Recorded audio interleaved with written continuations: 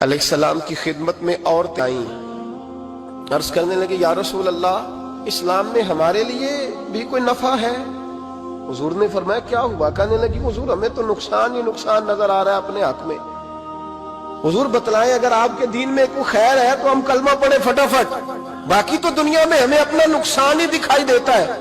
یہ بھی امام طبرانی نے لکھا ہے، محبوب علیہ السلام نے فرمایا تم پہلے اپنی بات کرو، پوچھنا کیا چاہتی ہو؟ کہنے لگے یا رسول اللہ ایک تو ہم نے سنا ہے اسلام میں بھی ایک معاملہ یہ ہے کہ جن دنوں عورت ناپاک ہوتی ہے وہ نماز نہیں پڑھ سکتی، وہ روزہ نہیں رکھ سکتی۔ حضور یہ دینی نقصان ہوا، اور دو عورتوں کی گواہی ایک مرد کے برابر ہے۔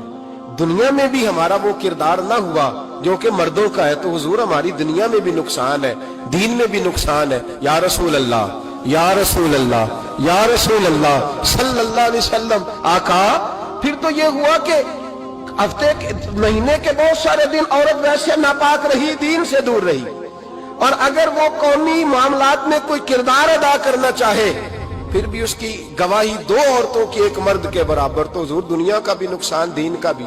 میرے قریب نے فرمایا بیٹھ جاؤ بیٹھ جاؤ۔ عورتیں بیٹھ گئیں تو محبوب فرمانے لگے تمہیں پتہ ہے جب کسی کے گھر میں بیٹی پیدا ہوتی ہے حضور کیا ہوتا ہے؟ فرمایا میرا مالک دو فرشتے بھیجتا ہے۔ فرمایا وہ آ کے گھر والوں کو سلام کہتے ہیں، جنوں اور انسانوں کے علاوہ ساری دنیا ان کے سلام کو سنتی ہے۔ فرمایا پھر وہ فرشتے اپنے پروں سے اس بیٹی کو ڈھانپ لیتے ہیں اور پھر اس کے سر پر پر پھیرتے ہیں، اور فرمایا پھر وہ ان کے باپ کو کہتے ہیں ان کی صحیح طرح پرورش کرنا، پھر ان کے ذمہ داروں کو کہتے ہیں، ان کے خاندان کے بڑوں کو کہتے ہیں صحیح طرح پالنا۔ اگر تم ان کی یہ لفظ سنو میرے محبوب کے، حضور فرمانے لگے رب کے فرشتے کہتے ہیں اگر تم نے صحیح پرورش کر کے بیاہ دیا تو اللہ قیامت تک تمہاری مدد کرے گا۔ کس طرح؟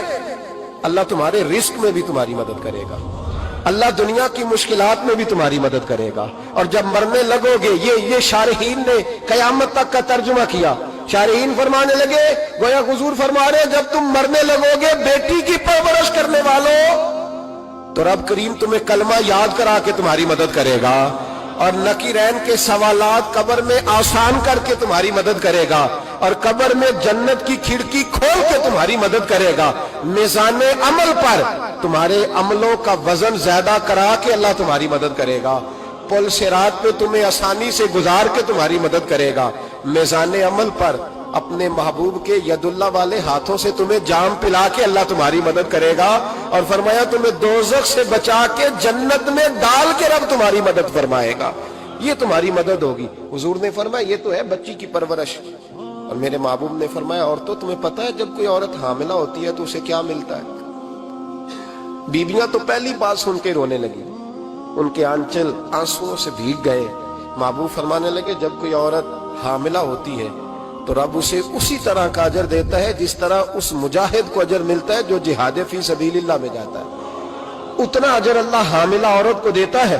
اور محبوب کریم علیہ السلام فرمانے لگے جب وہ بچے کی پیدائش ہوتی ہے، جب بچہ جنتی ہے تو رب اسے اتنا اجر عطا کرتا ہے جتنا رب کریم ایک شہید کو اجر عطا فرماتا ہے۔ ایک شہید کے برابر مالک اسے اجر دے، اور شہید کا اجر تو آپ کو پتہ ہی ہے کتنا ہے، اس کا پہلا قطرہ زمین پہ گرتا ہے تو گناہ اللہ سارے معاف فرما دیتا ہے۔ فرمایا اللہ عورتوں کو یہ اجر دیتا ہے۔ میرے محبوب فرمانے لگے شرط صرف اتنی ہے کہ اپنے خاوند کی فرما بردار رہنا، اور فرمایا اس کے بعد جب وہ بچہ پالتی ہے رات کو اٹھ کے اسے دودھ دیتی ہے، اور اگر بول و براز کرے تو رات کو اٹھ کر اس کی صفائی کرتی ہے۔ فرمایا جو بی بی اپنے بچوں کی خاطر رات بیدار رہے گی رب کریم اسے اتنا ہی اجر دے گا جتنا رات کو اٹھ کے نفل پڑھنے والے کو اجر عطا فرماتا ہے۔